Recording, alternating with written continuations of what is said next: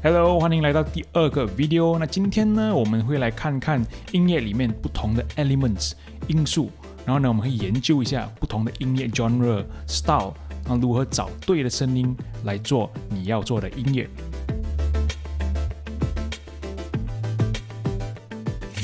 那首先呢，我们先来听听这一首歌。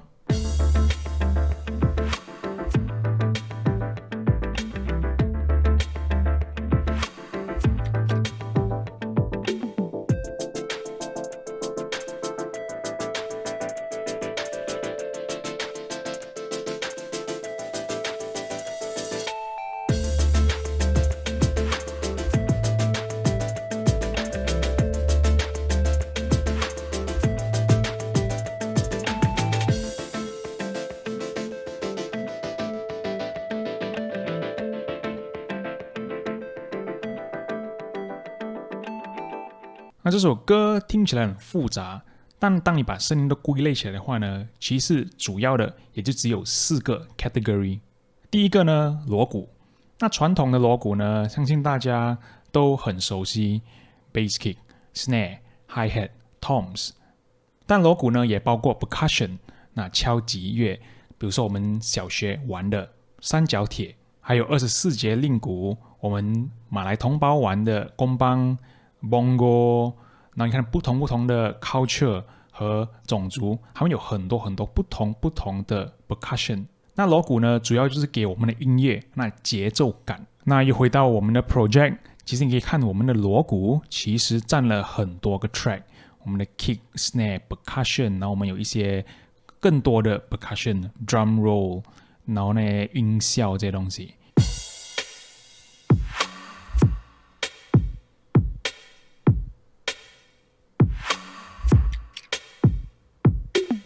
接下来我们有 chord， 那 chord 呢，它主要就是它需要多过一个 note 来玩，然后呢，你怎么样的就是搭配这些 note 呢，它就会给不同的感觉。比如说 minor 就会比较伤心 ，major 就会比较开心轻快。然后 chord 也有很多不同的玩法，比如说你可以 strum guitar， 你可以就是同时的玩钢琴，你也可以 plug 你的 guitar。那我们这首歌呢，我们的 chord 有2个，第一个呢就是这个电子 synthesizer 的声音，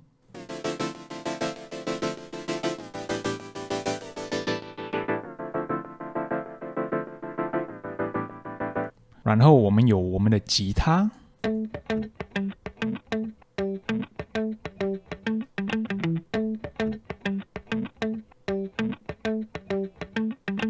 那你可以说吉他听起来像 lead。更明确的说呢，它是 arpeggio， 就在中间那样比较重复性的玩法，玩着 chord 的 note， 但不像 lead 那么特殊。第3个呢，我们有 bass， 就是比较低音的乐器。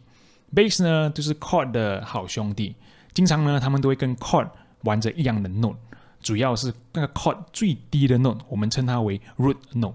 那为什么需要 bass 呢？比如说吉他。它本身是不能玩得那么低的，所以你需要就是 bass 吉他来帮忙补充。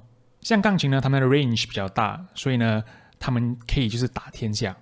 那现在我们听听我们这首歌的 bass。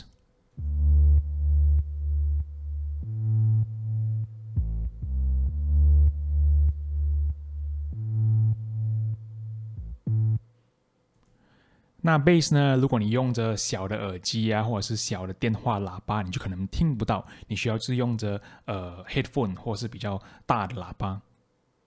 最后呢，就是大众听音乐的时候最注重的东西，那就是主唱 solo， 我们称它为 lead。那 lead 呢，可以是唱歌或者是乐器的 solo。当它一出来的时候呢，每个人的注意点就是在 lead。但也看你做什么类型的音乐，比如说如果你做广告歌或者是电影的配乐，可能就不需要 lead。那现在我们来听听我们这首歌的 lead。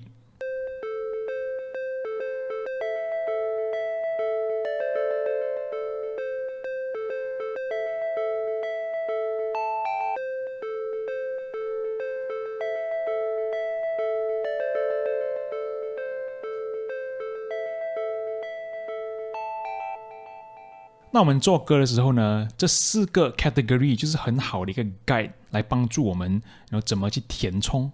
现在可能会遇到问题，然后比如说不知道要从哪里开始，不知道要放什么声音，那这些 guide 呢就是很好的一个起点。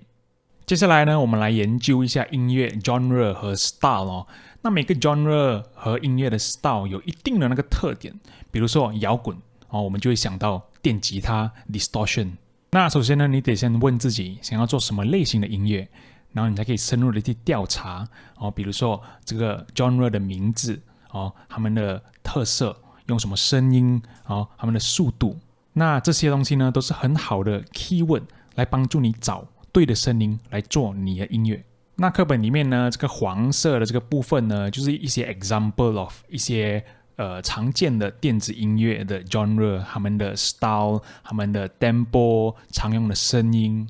那比如说你想要做 R&B 歌，所以当你会 keyword 的话呢，你就会去网上查哦，可能我要找chill samples， jazz loops，soul vocal， 比如说。